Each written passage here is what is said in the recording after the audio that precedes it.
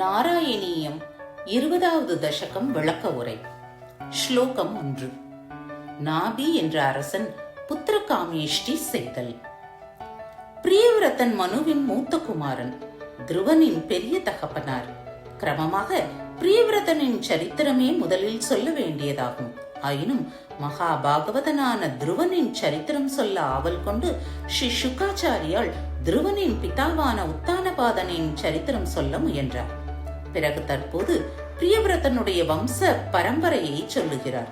பிரியவிரதனுக்கு பால்யத்திலேயே நாரதர் ஆத்ம தத்துவத்தை உபதேசித்து அதன் மூலம் பகவானிடம் பக்தியை வளரச் செய்துவிட்டார். இதனால் பிரியவிரதன் பகவத் ஆராதனமே போதும், ராஜ்யம் வேண்டாம் என்ற முடிவுக்கு வந்தான்.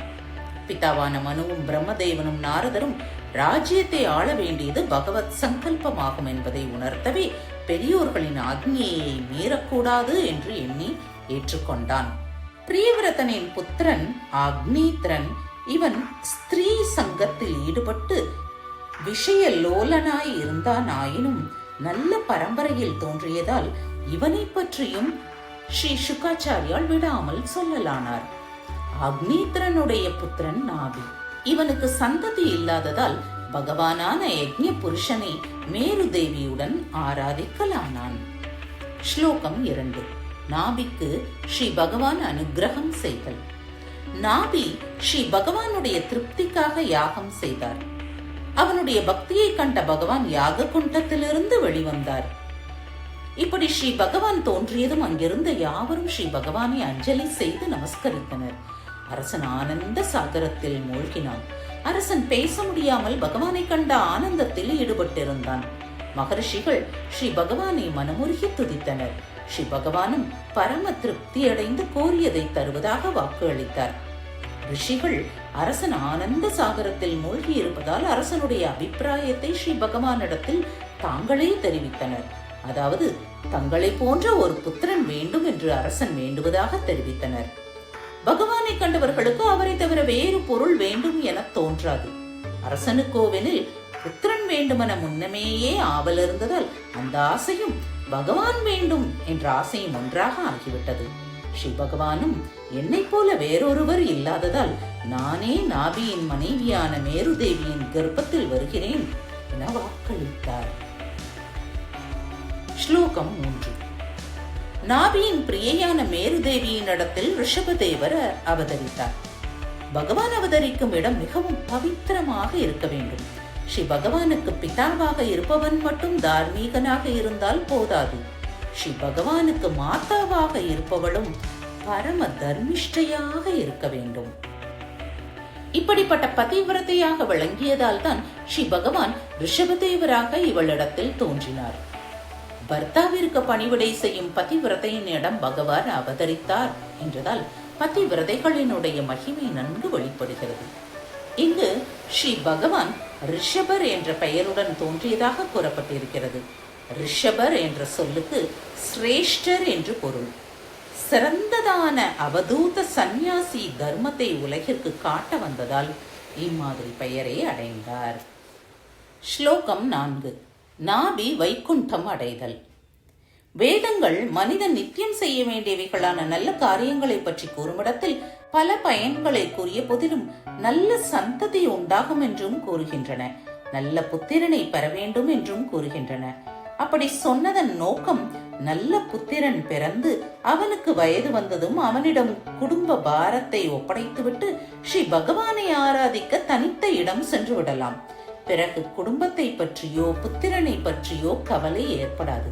அப்படி தகுதியில்லாத புத்திரனாக இருந்தால் அவனிடம் குடும்ப பாரத்தை ஒப்படைக்க மனம் வராது. அப்படி ஒப்படைத்தாலும் தனித்த இடம் சென்று ஸ்ரீ பகவானை ஆராதிக்கும் போதெல்லாம் கவலை கொள்ளும்படி நேரும். நாபியானவர் தனது ராஜ்யத்தையே புத்திரனிடம் ஒப்படைத்தார். பிறகு மனைவியுடன் தபோவனம் சென்றார். புத்திரனோ சாமானியமானவன் அல்ல, உலகங்களையும் ரட்சிக்கும் திறன் படைத்தவன். இது மனிதனால் முடியாத காரியம், ஈஸ்வரனால் தான் முடியும். இங்கு நாபியின் புத்திரனோவெனில் சாட்சாத் ஈஸ்வரனே ஆவார். இவ்வாறு அரசர்கள் எல்லாம் தங்கள் பொறுப்பை புத்திரர்களிடம் ஒப்படைத்து காடு சென்று விடுகின்றனர். சாமானியமான குடும்பிகள் காடு செல்லாவிட்டாலும் வீட்டிலிருந்து கொண்டே ஒரு குறிப்பிட்ட காலத்தை ஏற்படுத்தி கொண்டு நாம ஜபம், பூஜை முதலியவற்றால் ஸ்ரீ பகவானை திருப்தி செய்விக்க வேண்டும். இதுவே ஜென்ம சாப்பல்யம். இப்படி ஸ்ரீ பகவானை பஜிக்காமல் குடும்பத்தை காக்க முயன்றாலும் அது பலிப்பதில்லை. அது பயனளித்தாலும் சந்தோஷத்தை அளிப்பதில்லை. ஸ்லோகம் 5. பொறாமை முதலிய கெட்ட குணங்கள் மனிதர்களிடம் இருப்பது கண்டு இதை போக்கிக் கொள்ளத்தான் ஸ்ரீ பகவத் பூஜை, தியானம், நாம சங்கீர்த்தனம், பகவத் குண ஸ்ரவணம் முதலியவைகளை செய்ய வேண்டும். பிறர் நன்கு வாழ்வதைக் கண்டு தாபத்தை அடைவதே பொறாமை எனப்படும். இது மனித வர்க்கத்தில் மலிந்து கிடக்கிறது. இந்த பொறாமை முதலிய தோஷங்கள் தேவர்களிடமும் இருக்கிறதாம். ஸ்ரீ கபில வாசுதேவர் தன் தாயான தேவகூதிக்கு உபதேசம் செய்யும் இடத்தில் அனீஸ்வரமான ஜீவ தோஷங்கள் பகவத் தியானத்தினால் தான் விலகும் என சொல்லி இருக்கின்றார். இங்கு தேவேந்திரன் ரிஷபதேவரிடத்தில் பொறாமை கொண்டதாக சொல்லப்பட்டிருக்கிறது. இவரிடத்தில் கொண்ட பொறாமை காரணமாக இந்திரன் இவருடைய தேசத்தில் மழை பெய்ய செய்யவில்லை. மழை வேண்டுமானால் இந்திரனுடைய பிரசாதம் வேண்டும். யாகம் முதலிய நற்காரியங்கள் செய்யும் இடத்தில் இன்றும் இந்திரனுடைய பிரசாதத்தால் நல்ல மழை பெய்வதை காண்கின்றோம். இந்திரனுக்கு மழை பெய்விக்கும் சக்தி ஸ்ரீ பகவானிடமிருந்து கிடைத்தது என்பதை அவன் மறந்து விட்டான்.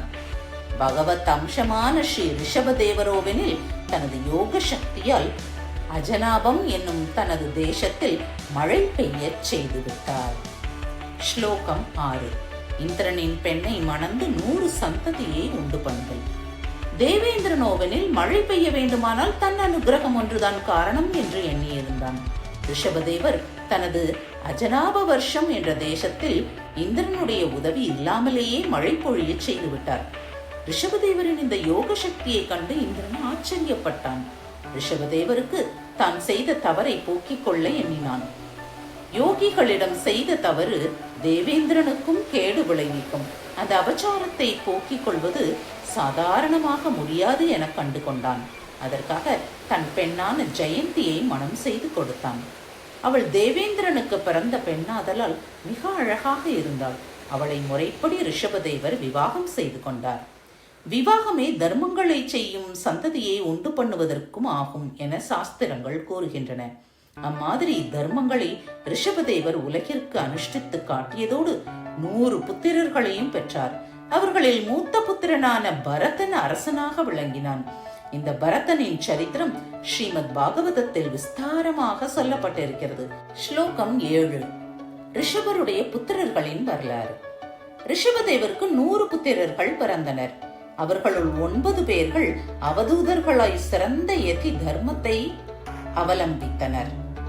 மற்ற 9 கண்டங்களும் 9 பேர்களால் ஆளப்பட்டது. இந்த 9 பேர்களும் 90 பேர்களில் சிறந்து விளங்கினார்கள். அவர்களின் பெயர்கள் வருமாறு: குஷாவர்த்தன், இளாவர்த்தன், பிரம்மாவர்த்தன், மலையன், கேத்து, பத்ரசேனன், இந்திரஸ்பிருத், விதர்பன், கீக்கடன் என்பதாம். இவர்கள் சத்திரியர்களாய் இருந்து கொண்டு அரசாண்டனர். மீதியுள்ள 81 பேர்களும் தங்களிடமுள்ள சிறந்த தர்மங்களால் பிராமண தன்மையை அடைந்து விட்டனர். ஸ்லோகம் 8. ரிஷபதேவரின் உபதேசமும் அவதூத நிலையும். ரிஷபதேவர் பல காலம் ராஜ்யம் ஆண்டார். ஒரு நாள் பிரம்ம ரிஷிகள் தன் சபைக்கு வந்தபோது தன் புத்திரர்களையும் அங்கு வரவழைத்தார். அப்பொழுது தான் அவதூத நிலையில் கிரகத்தை விட்டு வெளியே புறப்படுவதால் வைராக்கியம், பக்தி, முக்தி இவற்றின் வழிகளை நன்கு உபதேசித்தார். புத்திரர்களுக்கு இவ்வாறு உபதேசிப்பது பிதாவின் கடமையாகும். இம்மாதிரி உபதேசித்து விட்டு உலகிற்கு சிறந்த நண்பரும் மகானுபாவருமான ரிஷபதேவர் சாந்தியையே ஸ்வபாவமாக கொண்டவர்களும் காமங்களினின்று விலகியவர்களுமான மகா முனிவர்களுடைய பக்தி, ஞானம், வைராக்கியம் என்ற யதி தர்மத்தை நடத்தி காட்டுவதற்காக தன் பிள்ளைகளுள் மூத்தவனும் பரம பக்தனும் பாகவதர்களிடம் அன்பு கொண்டவனுமான பரதனை பூமியை ரட்சிக்கும்படி பட்டாபிஷேகம் செய்துவிட்டு தன் வீட்டிலேயே தன் ஆடை, ஆபரணம் முதலியவற்றை வைத்துவிட்டு மிஞ்சிய ஷரீரத்துடன் அவதூத்தராக பித்தன் போல விரிந்த கேசத்துடன் அக்னியை ஆத்ம சமாரோபணம் செய்து கொண்டு பிரம்மாவர்த்தம் என்ற தன் தேசத்தினின்றும் வெளியேறினார். ஸ்லோகம் 9. ரிஷபதேவர் அவதூத்தராய் சஞ்சரித்தல். ரிஷபதேவர் ஆத்மஸ்வரூபத்தை உணர்ந்து விட்டார். அவருக்கு இனி செல்ல வேண்டிய இடமோ செய்ய வேண்டிய காரியமோ கிடையாது. ஆனாலும் போதுமென்று நினைப்பதில்லை. பிறரையும் கடைத்தேற வைப்பது நமது கடமையாகும். அதனால் ரிஷபதேவர் அந்த கடமையை செய்ய வேண்டி உலகம் முழுவதும் அவதூதராக சஞ்சரித்தார். அவதூதர் என்றால் விஷயங்கள் யாவற்றையும் விலக்கி விடுவதே ஆகும். அதாவது பிறந்த குழந்தையை போல விஷயமற்றவர் என்றும், பிறந்த மேனியாக இருக்க வேண்டும் என்றும், பசி, தாகம், சுகம், துக்கம், சீத்தம், உஷ்ணம் இவற்றால் விகாரமற்றவராகவும் சஞ்சரித்தாராம். ஸ்லோகம் 10. ரிஷபதேவர் விதேக முக்தியை அடைவது. தாம் இருக்கும் இடத்தை விட்டு அசையாமல் தானாகவே கிடைக்கும் பொருளை உட்கொள்ளுவார்கள். இதை மலைப்பாம்பின் விரதம் என சொல்லுவது வழக்கம். அதாவது மலைப்பாம்பு தான் இருக்கும் இடத்தை விட்டு அசையாமலே தன் வாக்கில் அகப்படும் பொருளை உட்கொண்டு விடுமாம். இம்மாதிரி விரதத்தை மிக தீரனான புருஷனால் தான் கை கொள்ள முடியும். மனோதிடமற்றவனால் முடியாத காரியமாகும். ரிஷபதேவர் இப்பெரும் ஷயு விரதத்தை கை கொண்டாராம். அதோடு அப்படி கிடைக்கும் ஆகாரத்தை கையால் உட்கொள்ளவில்லையாம். பசு, மான், காகம் இவற்றை போல வாயினாலேயே உட்கொண்டாராம். கையினால் பல ஜென்மங்கள் எடுத்து சாப்பிட்ட வாசனை ஜீவனுக்கு வளர்ந்திருக்கிறது. மறுபடியும் கையினால் சாப்பிட்டால் அந்த வாசனை மென்மேலும் வளர்ந்து கொண்டே இருக்கும். அதற்காகவே கையினால் எடுத்து சாப்பிடுவதை விட்டுவிட்டு பசு முதலியவற்றின் செய்கையை ஏற்றார். இம்மாதிரி நிலையில் உள்ளவர்கள்தான் பிறர் தாபத்தையும் போக்க முடியும்.